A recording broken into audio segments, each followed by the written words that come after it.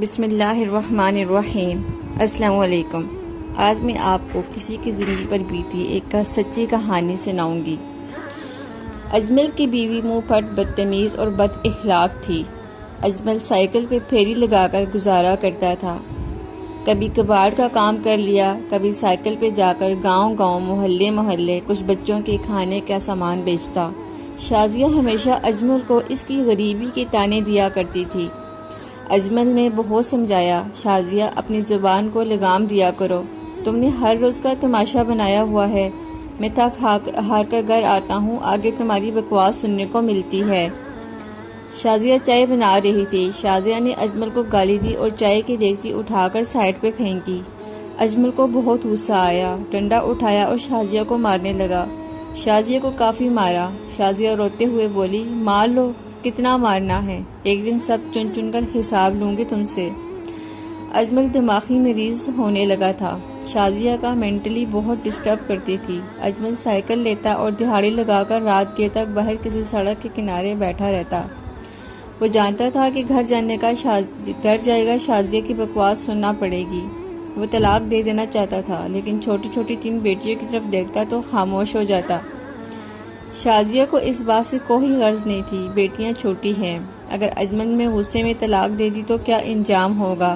رات کے گھر آتا، دیکھتا بیٹیاں سو چکی ہیں، چپکے سے کھانا کھاتا اور سو جاتا۔ لیکن آخر کب تک ایسا ہوتا، آخر کب تک ایسا چلتا؟ گھر یوں تو بسائے نہیں جاتے، رشتے یوں تو نبھائے نہیں جاتے۔ ضروری نہیں ہوتا کہ ہر بار مرد ہی درندہ ہو، ضروری نہیں ہوتا کہ ہر فنا کے پیچھے مرد کی انا ہو، ضروری نہیں ہوتا کہ ہر قیامت کے پیچھے مرد ہی گناہ گار ہو، اور ضروری نہیں ہوتا کہ ہر بار مرد اپنی ہوش پہ طلاق دیتا ہو۔ شازیہ اجمل کو بالکل پاگل سمجھتی تھی۔ ایک رات اجمل سو رہا تھا کہ شازیہ نے گلا دبا دیا اجمل کا۔ اجمل کو جان سے مار دینا چاہتی تھی، وہ عجیب سی کیفیت میں تھی۔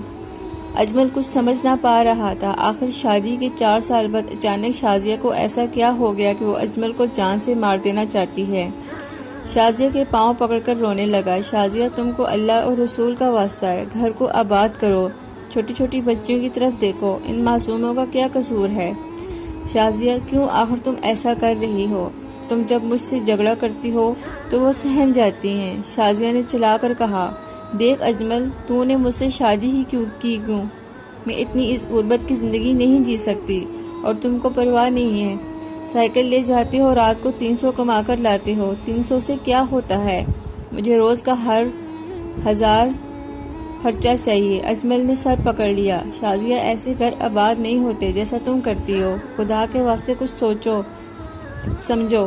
شازیہ گالی دے کر کمرے سے باہر چلی گئی۔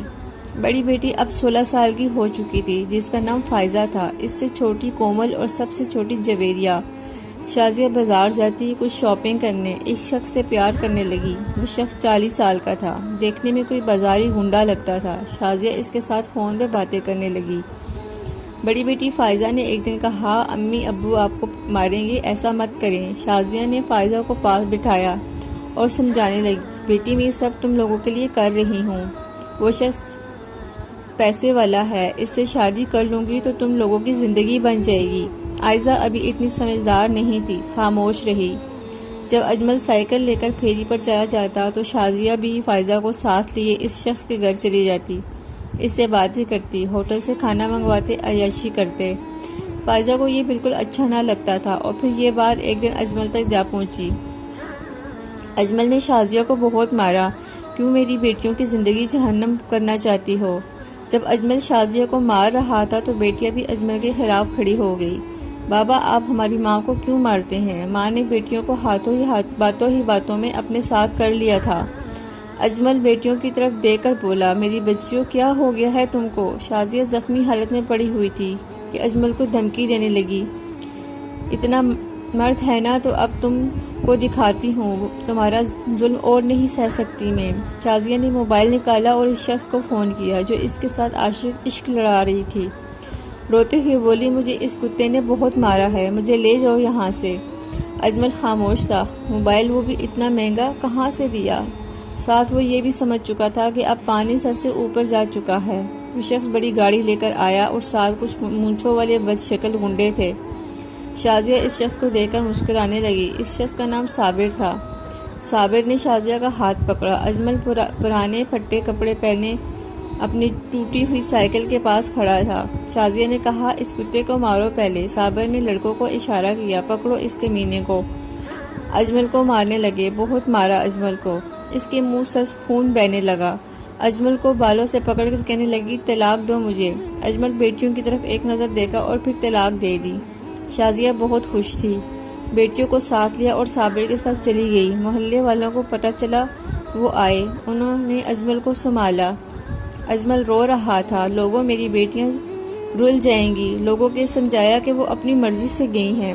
اجمل بے حال تھا۔ ادھر شازیہ صابر کے ساتھ کراچی میں جا بسی۔ صابر کا یہ اعلیٰ شان گھر کیا خوبصورت تھا۔ گاڑیاں، پیسہ، سب کچھ مل گیا تھا شازیہ کو، وہ جو چاہتی تھی۔ وہ جاہل عورت کیا جانتی کہ عزت کیا ہے، انسانیت کیا ہے۔ صابر سے نکاح کر لیا، اس کے ساتھ رہنے لگی۔ فائزہ 19 سال کی ہو گئی تھی، لیکن یہاں بات یہ بھی تھی کہ صابر اپنی درندگی دکھانے لگا تھا۔ وہ جب بھی موقع ملتا فائزہ کو ہاتھ لگاتا اور اس کو برائی کی طرف راغب کرتا۔ فائزہ اب بچی نہیں تھی، بڑی ہو چکی تھی۔ چھوٹی بہن کومل بھی جوان تھی۔ اب شازیہ ہر روز نئے کپڑے پہنتی، عیاشی کرتی اور آہستہ آہستہ شراب بھی پینے لگی تھی۔ وہ عورت سے حیوان بنتی جا رہی تھی۔ فائزہ نے ایک دن بتایا کہ امی نے پاپا میرے ساتھ غلط حرکت کرتے ہیں، آپ سمجھائیں ان کو۔ شازیہ مسکرائی، بیٹا وہ پاپا ہے تمہارے، ایسا کچھ نہ سوچا کرو۔ صابر ایک دن شراب نشے میں دھت تھا کہ چھوٹی بیٹی کومل کو زبردستی زیادتی کا نشانہ بنا ڈالا۔ شازیہ سب جانتی تھی، سگی ماں تھی، ان کی سب جان کر بھی خاموش رہی۔ صابر کا حوصلہ بڑھا اور ایک دن فائزہ کو بھی عزت تار تار کر دی۔ فائزہ رو رہی تھی، یا اللہ ہمارے ساتھ یہ ظلم کیوں ہو رہا ہے، ہمیں واپس اپنے بابا کے پاس جانا ہے۔ لیکن ماں دولت کے نشے میں اندھی ہو چکی تھی۔ کومل فائزہ کے سینے سے لگ کر رونے لگی، آپی امی مجھے 10 لاکھ میں بیچنے لگی ہیں، مجھے بچا لو۔ فائزہ بے بس تھی، وہ کیا کرتی، اپنی سگی ماں دشمن تھی۔ شازیہ کمرے میں کومل کو کہنے لگی، تیار ہو جاؤ اور سب ان لوگوں کے ساتھ چلی جاؤ۔ کومل نے ماں کے پاؤں پکڑے، امی جان آپ ہماری ماں ہیں، ایسا نہ کریں ہمارے ساتھ۔ شازیہ مسکرانے لگی، آج کل کوئی ماں نہیں، جیسا مجھے صابر کہے گا میں ویسا ہی کروں گی، اب تیار ہو جاؤ۔ فائزہ نے ماں کا راستہ روکا، امی اللہ سے ڈر، موت کو کیوں بھول گئی ہو تم، قبر بھی نصیب نہیں ہوگی تم کو، صرف چند پیسوں کی خاطر اپنی بیٹیوں کو نیلام کر رہی ہو۔ شازیہ نے فائزہ کے منہ پر تھپڑ مارا، بکواس نہ کر، تمہارا بھی علاج کر لوں گی میں۔ کومل کو 10 لاکھ میں بیچ دیا، لیکن کومل کی قسمت اچھی تھی کہ کومل کو ایک لڑکا پیار کرتا تھا۔ کومل نے اسے جب ساری بات بتائی تو وہ لڑکا فائزہ کی مدد سے کومل کو بھگا کر لے گیا، جس پہ شازیہ غصے سے جل اٹھی۔ فائزہ پہ بہت تشدد کیا، بہت مارا۔ فائزہ کو شازیہ نے ظلم کی حد پار کر دی تھی۔ ماں بھی اس کی بدبخت تھی، فائزہ کو بازاروں میں لے جا کر فروخت کرنے لگی۔ صابر دلال بن گیا، ہر روز ماں کے ہاتھوں درندوں کے سامنے پھینکی جاتی۔ فائزہ اللہ سے رو رو کر دعائیں مانگتی، اے اللہ مجھے بچا لو، میری مدد فرما، اے اللہ میری مدد فرما۔ فائزہ کو جب سگی ماں فروخت کر گھر آتی تو فائزہ اس مرد کو کہتی، میں ساری رات تمہاری ہوں، بس مجھے 2 نفل پڑھنے کی اجازت دے دو۔ کچھ مرد اجازت دیتے اور کچھ نوچ ڈالتے۔ ماں ہر رات کے 10,000 وصول کرتی، سونے کے کنگن پہنے ہوئے صابر کے ساتھ عیاشی کرتی۔ ایک رات کالج کے کچھ لڑکوں نے فائزہ کو خریدا۔ رات کو فائزہ جب سامنے آئی تو ان سے کہنے لگی، میں نوافل ادا کر لوں۔ وہ لڑکے حیران میں تھے کہ دھندا کرنے والی لڑکی اللہ کو یاد کر رہی ہے۔ جب فائزہ نے نفل پڑھ لیے تو ایک لڑکا بولا، ہم سمجھے نہیں، دھندا کرتی ہو، تمہاری عمر بھی اتنی نہیں ہے پھر یہ نوافل ادا کرنا۔ فائزہ خاموش رہی۔ لڑکے سمجھ رہے تھے کہ فائزہ مجبور ہے۔ ایک لڑکے نے بہن کہہ کر پکارا اور پوچھا، بتاؤ کیا ماجرا ہے؟ فائزہ رونے لگی، میری ماں زبردستی یہ کرواتی ہے مجھ سے۔ فائزہ نے سب کچھ بتا دیا لڑکوں کو۔ ان لڑکوں میں ایک کا نام عدیل تھا جو نیا پولیس میں بھرتی ہوا تھا۔ اس نے فائزہ کو تسلی دی، تم گھر واپس جاؤ، ہم دیکھ لیں گے۔ لیکن فائزہ گھر نہیں جانا چاہتی تھی۔ روتے ہی بولی، میری چھوٹی بہن کو بچا لو، میری ماں میری چھوٹی بہن کو کسی بیرون ملک بیچنا چاہتی ہے۔ فائزہ کو سب نے تسلی دی اور کال بھی پولیس کو کر دی، لیکن دیر ہو چکی تھی۔ صابر اور شازیہ فائزہ کی چھوٹی بہن کو لے کر ہانگ کانگ روانہ ہو گئے تھے، لیکن صابر دھوکے باز تھا۔ اس نے کچھ ڈرگز شازیہ کے بیگ میں چھپائے تھے۔ اپنے ایئرپورٹ سے رشوت دے کر نکل گیا اور یہاں پولیس نے انویسٹیگیشن کی تو پتہ چلا کہ وہ ہانگ کانگ روانہ ہو گئے ہیں۔ جویریہ ساتھ تھی۔ ہانگ کانگ میں اپنے سفارت خانے میں ایک لڑکی کی سمگل کرنے کی رپورٹ دی گئی۔ تصویر بھی جاری کی گئی۔ جیسے ہی شازیہ صابر اور جویریہ ہانگ کانگ ایئرپورٹ پر اترے، چیکنگ کے دوران شازیہ ڈرگ سمگل کرتے ہوئے پکڑی گئی۔ شازیہ حیران تھی کہ یہ کیسے میرے بیگ میں آ گئے۔ صابر بھاگنے لگا کہ پولیس نے اسے بھی پکڑ لیا۔ جویریہ کی تصویر جاری کر دی گئی تھی، اس لیے ان پر جو 2 کیس فائر ہوئے تھے اس ملک کے قانون کے تحت سزائے موت تھی۔ جویریہ کو واپس ملک بھیجنے لگے تو شازیہ چیخ چیخ کر رونے لگی، میں اس کی ماں ہوں۔ جویریہ آخر بیٹی تھی۔ ماں کے ماتھے پہ بوسہ کیا، ماں قیامت کے دن اللہ کے سامنے میں الگ سے حساب لوں گی۔ جویریہ واپس ملک آ گئی تھی اور فائزہ کے سینے سے لگ کر بہت روئی تھی۔ پولیس کی مدد سے ان کے سگے باپ اجمل کو تلاش کیا اور فائزہ گھر گئی۔ دروازے پر دستک دی، بابا نے دروازہ کھولا۔ اجمل نے دیکھا اس کی بیٹیاں آ گئی ہیں، سینے سے لگا کر رونے لگا، بہت رویا، میری لاڈلی بیٹیاں آ گئی واپس۔ فائزہ نے بابا کے سینے سے لگ کے سارا قصہ سنایا۔ اجمل بہت رویا، بیٹیوں کے سر پر ہاتھ رکھا۔ اجمل نے دوسری شادی ایک حافظ قرآن سے کی۔ اس نے اجمل کو سنبھالا اور گھر کو آباد کیا تھا۔ جو گھر کبھی کچا تھا آج وہ مکان پکے تھے۔ اس گھر میں بھی سکون ہی سکون تھا۔ ہانگ کانگ کی عدالت نے صابر اور شازیہ کو درد بھری سزائے موت سنائی۔ شازیہ کو اب صابر سے بدبو آنے لگی تھی، اب چیخ چیخ کر روتی تھی، سر کے بال نوچتی، اللہ سے معافی مانگتی، مجھ سے کیا گناہ ہو گئے۔ وہ کبھی فائزہ کو آواز دیتی تو کبھی کومل کو اور کبھی جویریہ کو، پھر اجمل کی باتیں یاد کرتی۔ وہ سجدے میں گر کر اللہ سے معافی مانگتی اور پھر 7 بار پھانسی دی گئی۔ شازیہ کو اس کی لاش کو بھوکے شیروں کے آگے ڈالا گیا اور صابر کو بھی 3 بار پھانسی دی گئی۔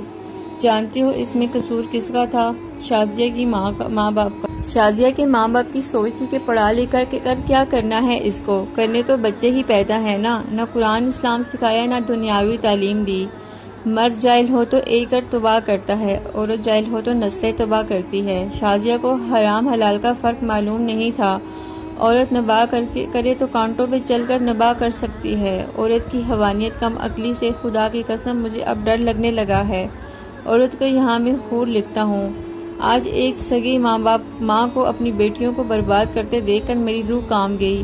یہ کوئی افسانہ یا کہانی نہیں، ایک سچی داستان ہے۔ اپنی بیٹیوں خود تعلیم دلوائیں، دین دنیا دونوں کی، ورنہ جہالت شازیہ بن کر حیوان بنے گی۔ حرام حلال بھول کر اپنے ہی پیٹ میں رکھ کر جن کو زندگی دی ہو ان کا بھی سودا کر دے گی۔ مرد کی درندگی پہ لعنت ہی صحیح، عورت کی حیوانیت پہ کیا کریں گے؟